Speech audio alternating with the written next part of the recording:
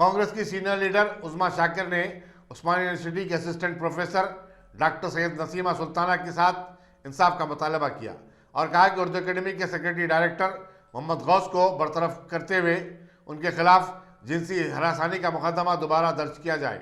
नसीम सुल्ताना के साथ एक प्रेस कॉन्फ्रेंस से खिताब करते हुए उस्मा शाकिर ने कहा कि आबिद रोड पुलिस ने रियासती वजीर KT रामाराव और हैदराबाद के रुकन पार्लियामेंट बैरिस्टर असदुद्दीन ओवैसी की हिमा पर डॉक्टर गौस के खिलाफ मुकदमे को खारिज कर दिया।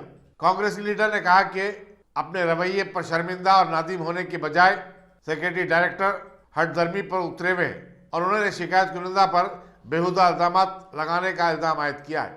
उन्होंने सेक्रेटरी डायरेक्टर उर्दू अकेडमी से माफी मांगने की भी मांग की।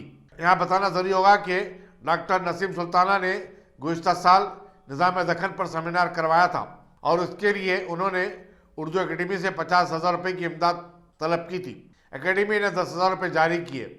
बाकी पैसों का मुतालबा करते हुए डॉक्टर नसीम सुल्ताना जब अकेडमी के सेक्रेटरी डायरेक्टर से रुजू हुई तो उन्होंने उनके साथ गंदी बात की और जिनसी और जहनी तौर पर हिरासा किया। वह मैं एप्लीकेशन देने गई तो गौस साहब सख्ती से क्या बोले कि इतने बड़े प्रोग्राम में हमको नहीं रखे, चीफ गेस्ट बुलाना था।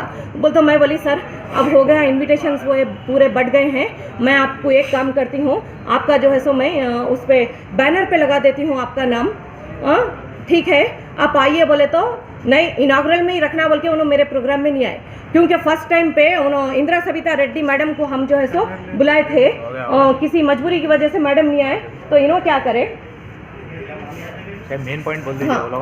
हंसी करके फिर वही अल्फाज दोहराए तो इनको बहुत तकलीफ हुई। वहाँ से निकल के इन्होंने एबिट्स पुलिस स्टेशन गए,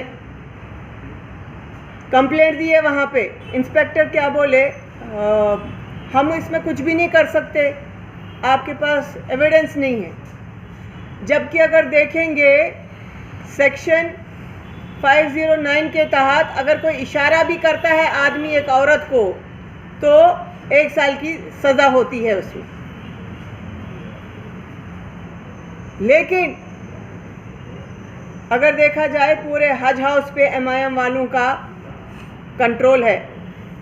उर्दू एकेडमी के जो चेयरमैन हैं उन्होंने कौन सी पार्टी के हैं, AIMIM के हैं।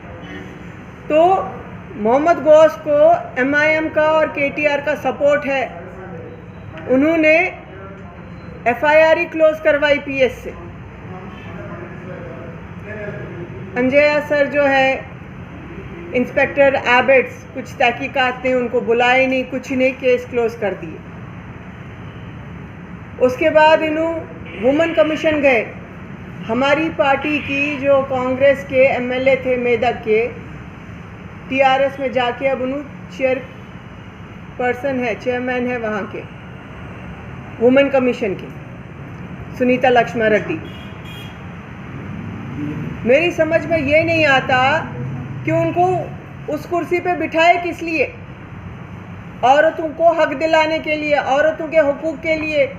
उनका क्या जवाब था, औरतों के साथ हर जगह एक्सप्लॉयटेशन होता, मैं एक पॉलिटिशियन हूँ, पॉलिटिक्स में भी एक्सप्लॉयटेशन होता। कोई बात नहीं है, मैं आपको पैसे दिलाती हूँ।